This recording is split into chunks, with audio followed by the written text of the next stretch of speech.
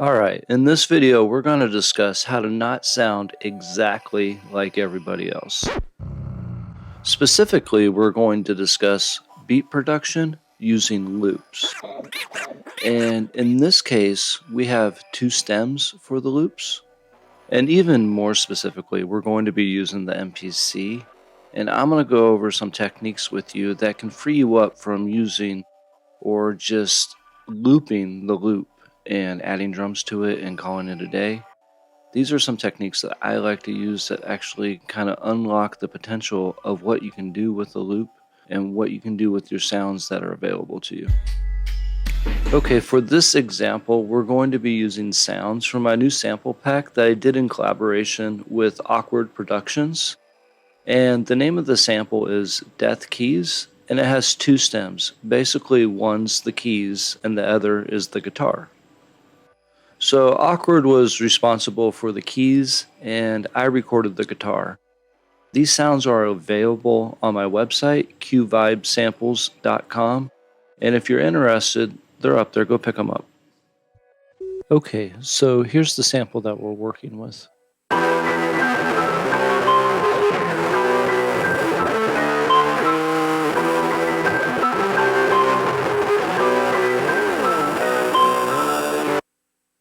Okay, so something you're going to run into quite a bit when working with loops are chords that are the same or chords that repeat themselves more than one time during the duration of a loop.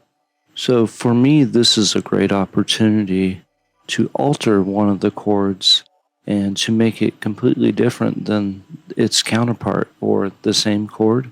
So to change its texture or to change the way we feel it or hear it to make it something completely different. And one way we can do this, a good starting point for doing this, is just to reverse one of the chords. And let me take this off for a second. The regular chord sounds like this. And when we reverse it, it sounds like this. They are basically about the same length. And if we play them, they're just a little bit longer than one whole beat.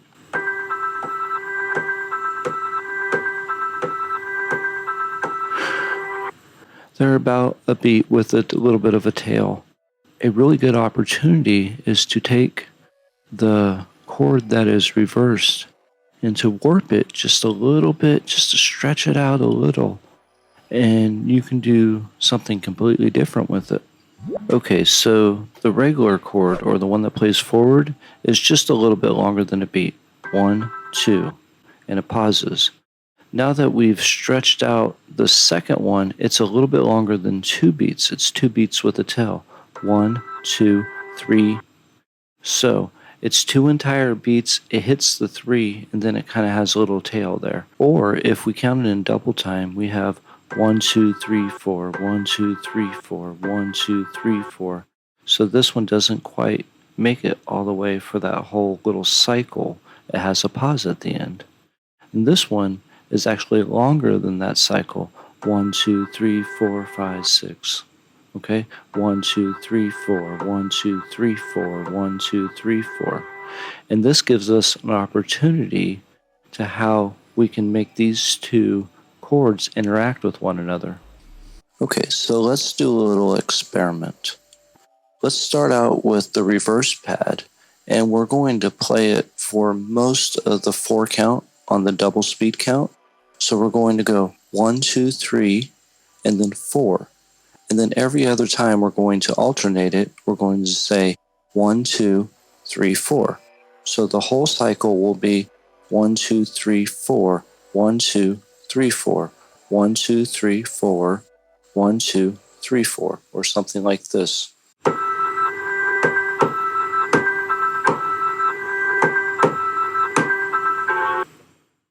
Okay, let's put that into practice.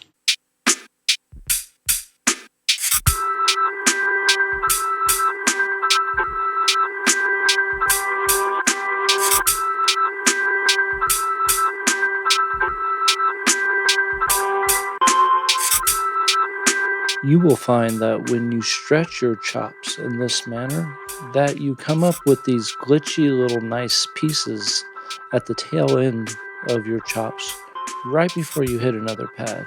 And I really like this kind of thing, personally. Now, I see no reason that this has to be the only instance of keys that we use in this track, but in order to make that happen, we need to actually make space for new keys to happen in this track. So we do that by group processing all these chops here by going to track mix.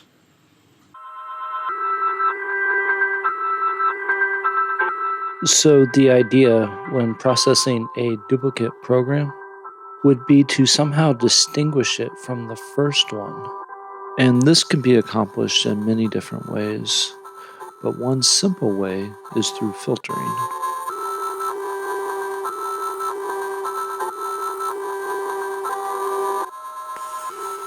Okay, so the main idea here is that I have two groups that are very similar.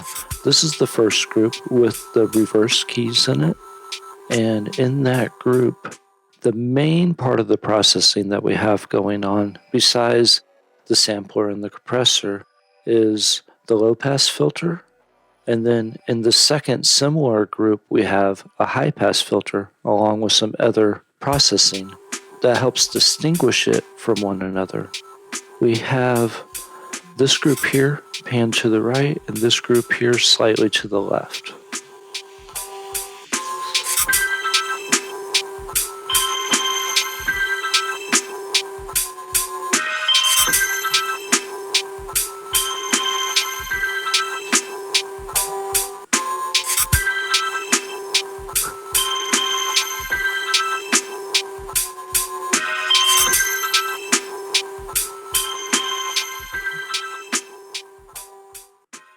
One trick that I use pretty often is using one or more pads in a group as a mute pad, and this allows me to have complete control of when I cut off the pad that was playing just before it.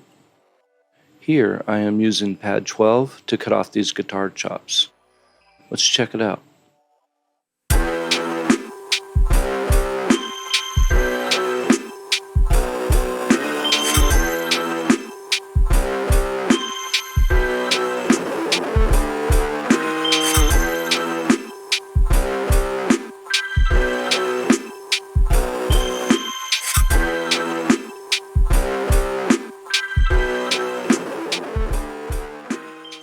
Okay, something that's really easy to do is to take your sequence that you're working on, and when you got it to a point that you like it, to duplicate it. Copy sequence, there it is. And then take one of your programs and record something different.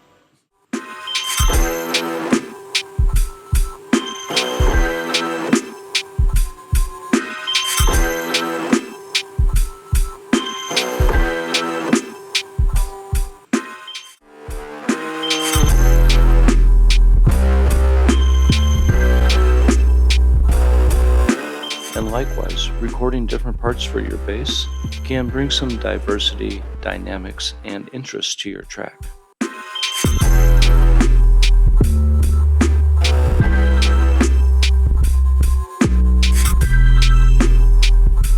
And I also believe that it's important that we remember to have fun whenever we're playing music.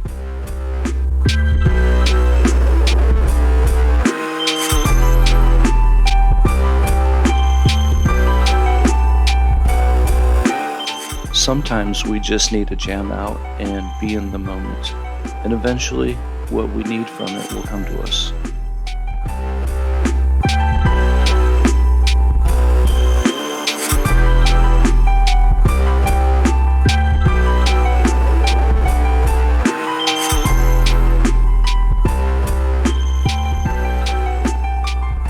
I think this jam here went on for something like 30 minutes or so.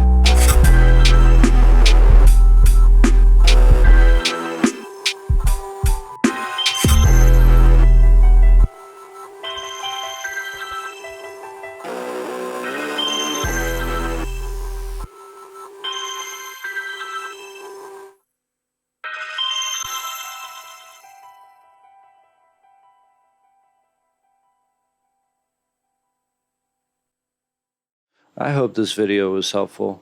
And remember, until I talk to you next time, treat all your people really well, because life is short. Have a good one.